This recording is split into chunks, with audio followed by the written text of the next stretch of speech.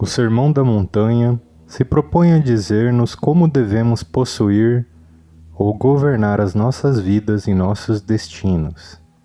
Vejamos agora como isso deve ser feito.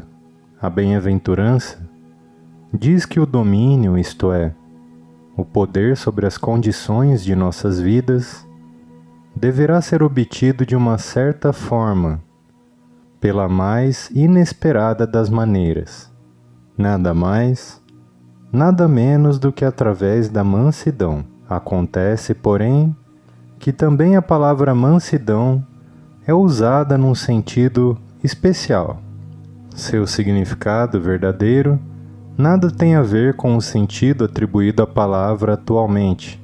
O verdadeiro significado da palavra mansos na Bíblia é uma atitude mental, para a qual não existe nenhuma outra palavra, e é essa atitude mental que constitui o segredo da prosperidade, ou do sucesso na oração. Trata-se de uma combinação de largueza de espírito, fé em Deus e a certeza de que a vontade de Deus em relação a nós é sempre algo jubiloso, interessante e vital. Muito melhor do que qualquer coisa que pudéssemos pensar para nós mesmos. Esse estado de espírito inclui também o desejo de deixar que a vontade de Deus se manifeste da maneira que a sabedoria divina achar melhor, em vez de mostrar-se de uma forma que nós próprios tivermos escolhido. Essa atitude mental, complexa quando analisada, porém simples em si mesma, é a chave do domínio, ou sucesso na demonstração. Não existe uma palavra para expressá-la na linguagem comum, porque se trata de algo que não existe, exceto para aqueles que possuem a base espiritual dos ensinamentos de Jesus Cristo. Mas, se desejarmos herdar a terra, precisamos adquirir essa mansidão.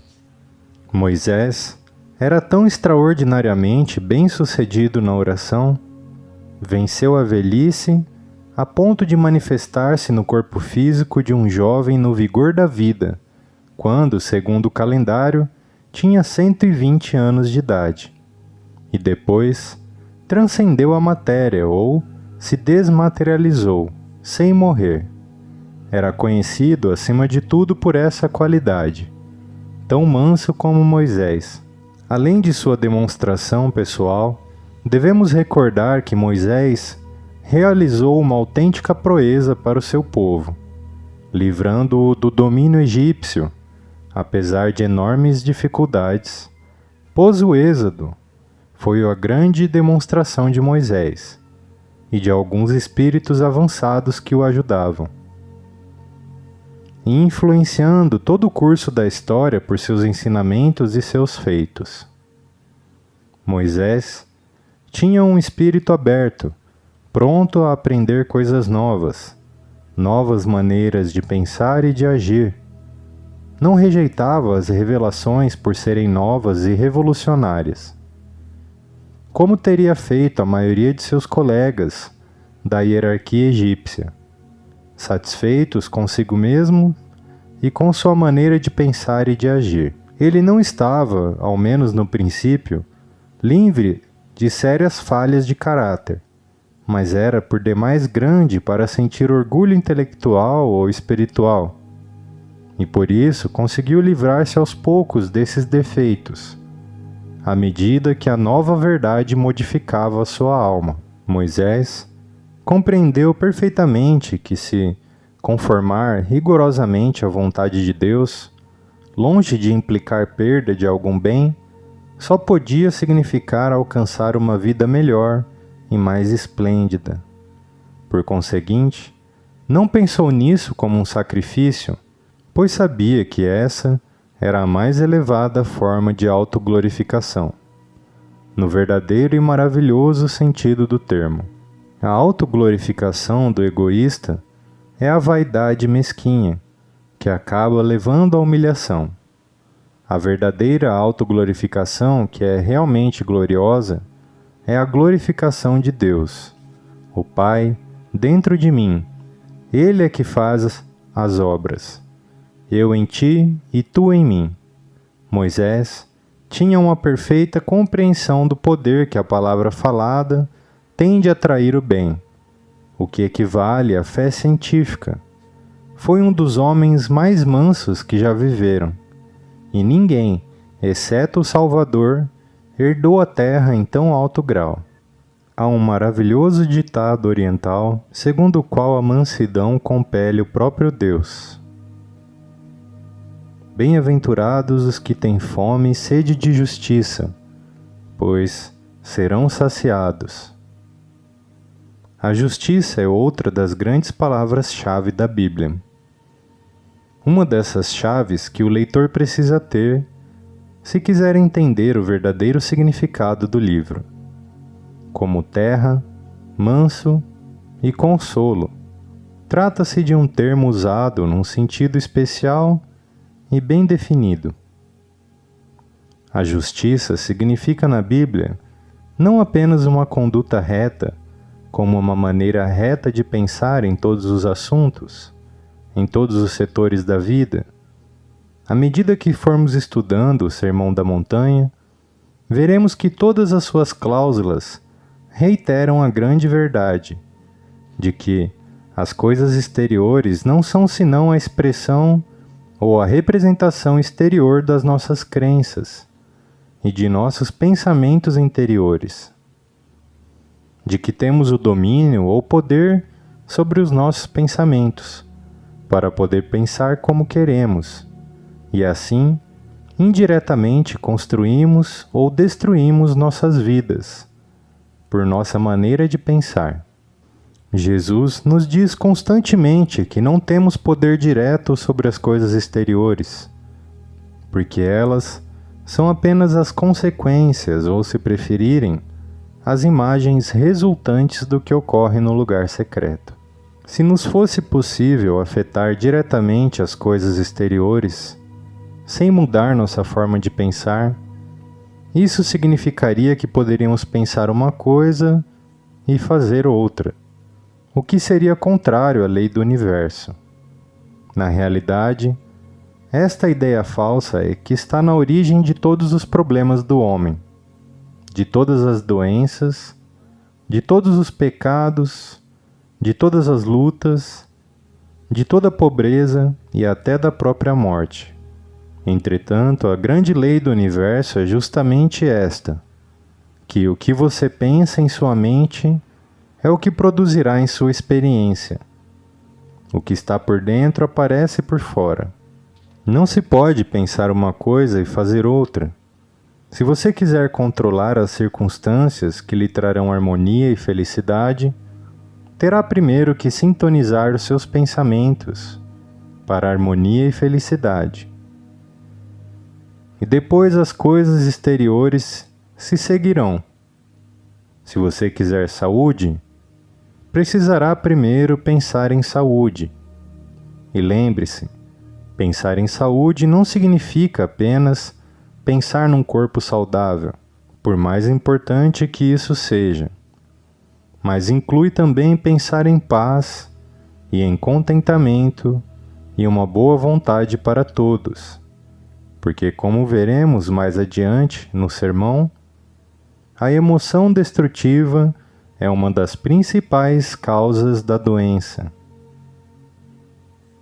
Se você quiser desenvolver-se e crescer no conhecimento de Deus, terá de ter pensamentos espirituais, pensar em Deus, e dedicar a sua atenção, ou seja, sua vida a Deus, em vez de às limitações. Se quiser prosperidade material, terá primeiro de pensar na prosperidade e depois habituar-se a fazer isso, pois o que faz com que a maioria das pessoas seja pobre é simplesmente o hábito de pensar na pobreza. Se quiser uma companhia afim, se quiser ser amado, deverá primeiro pensar em amor e em boa vontade. O querer bem gera o bem-querer. É outra maneira de enunciar a grande lei, ou seja, que a pessoa colhe o visível de acordo com a maneira como semeia em seus pensamentos. Todas as coisas se aliam para o bem daqueles que amam o bem, e amar o bem significa ocupar-se com pensamentos bons. Quando as pessoas despertam para um conhecimento dessas grandes verdades, tentam naturalmente começar a aplicá-las em suas próprias vidas, compreendendo finalmente a importância vital da justiça, ou de ter apenas pensamentos harmoniosos. Elas são como pessoas sensatas. Começam imediatamente a procurar pôr a sua casa em ordem. O princípio é perfeitamente simples, mas, infelizmente, pô-lo em prática está longe de ser fácil. E qual será a explicação para isso? A resposta está na força extraordinária do hábito, e os hábitos de pensamento são ao mesmo tempo os de caráter mais sutis e mais difíceis de romper. Comparativamente falando, é fácil acabar com o hábito físico, desde que a pessoa se esforce, porque a ação no plano físico é muito mais lenta e mais palpável do que no plano mental. Ao lidar, porém, com hábitos do pensamento, não podemos, por assim dizer, recuar e ficar olhando de longe, como quando contemplamos nossas ações. Nossos pensamentos fluem através do nível da consciência, numa corrente ininterrupta, tão rapidamente que só uma vigilância incessante pode acompanhá-los. Além disso, o teatro de nossas ações é a área da nossa presença imediata. Só posso agir onde estou. Posso dar ordens por escrito ou por telefone. Posso apertar um botão e provocar resultados à distância, mas, mesmo assim, a minha ação acontece onde estou e no momento presente. Em pensamento, ao contrário, posso controlar toda a minha vida, inclusive todas as pessoas com as quais me preocupo ou com as quais, de alguma forma, já estive relacionado, e mergulhar no passado ou no futuro com igual facilidade. Vemos, portanto, quão mais difícil é a tarefa de pensar harmoniosamente, ou de conseguir justiça, do que à primeira vista parece. Por esta razão, muitas pessoas desanimam e se autocondenam quando não conseguem alterar rapidamente toda a corrente de pensamentos sobre todos os aspectos de sua vida, destruir o velho Adão, como diz Paulo, num período muito curto. Naturalmente, este é um erro grave, e incidentalmente, como a autocondenação, um pensamento essencialmente negativo e, por conseguinte, injusto, que tende a gerar ainda mais problemas, formando um círculo vicioso. Se você não consegue progredir com a rapidez desejada, o remédio é ter ainda mais cuidado de abrigar apenas pensamentos harmoniosos. Não fique pensando em seus erros ou na lentidão do seu progresso, mas conclame ainda mais a presença de Deus. Peça sabedoria, peça poder ou prosperidade na oração.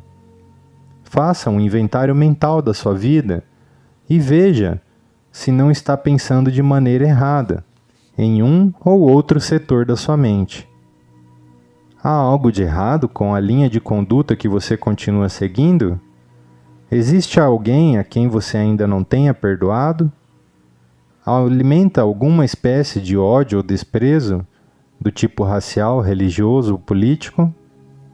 Pode acontecer que este sentimento se esconda sob o manto da virtude. Se for esse o caso, rasgue o manto e livre-se dessa coisa má que lhe está envenenando a sua vida.